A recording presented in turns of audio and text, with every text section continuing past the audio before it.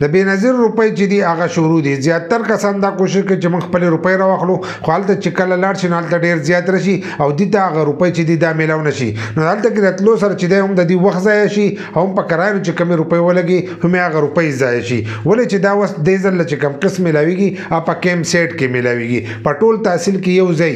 نو هغه ځای ته چې تاسو ځئ نو ستاسو په کرایانو باندې هم روپۍ لګي، دغه شانته چې هلته ورسئ جوړه شي پرش باندې چې دی هم ستاسو وخت ضایع کېږي او هم د کرایانو هغه روپۍ چې دي دغه هم ستاسو ضایع شي، په ورځ تاسو ته روپۍ میلاو نه شي. نو دغه روپۍ چې دي دا تاسو په خپل کور دننه چې دی دا هم چک کولی شئ. اول خپلې روپۍ چک کوئ، که ستاسو په اکاونټ کې دا روپۍ جمعي نو بیا ځئ او خپلې روپۍ راغلئ. که طریقه نه درځي نو په یوټیوب کې مظلومیار سپیک سرچ کړئ، زموږ د یوټیوب چینل باندې راشي، په هغې کې موږ په دې باندې ویډیو کړې ده چې تاسو خپلې روپۍ څنګه چک کولی شئ او تاسو خپل اهلیت څنګه چک کولی شئ. ځکه ځینې نوي کسان دي هغو رجسټریشن کړی دی 3-4 میاشتې یا 15 میاشتې شوي دي او هغوی چې موږ ته به دا روپۍ میلاویږي. نو دغه کسان ته خو د سره دا روپۍ چې دي دا میلاویږي، نو ځکه هغو ته به راتلونکی اقسط چې دی دغه هم میلاویږي. په دې کې ځینې زاړه کسان دي او هغو رجسټریشن چې دی لیټ کړی دی، نو په هغې کې ځینې زاړه کسان چې دي هغه هم د دې پروګرام نه ایستلي دي. ځکه موږ به تاسو ته بار بار وایي چې تاسو رجسټریشن وکړئ. اوس ځینې کسان ته د دسمبر میاشت چې دا هغه ورکړې ده چې تاسو رجسټریشن وکړئ.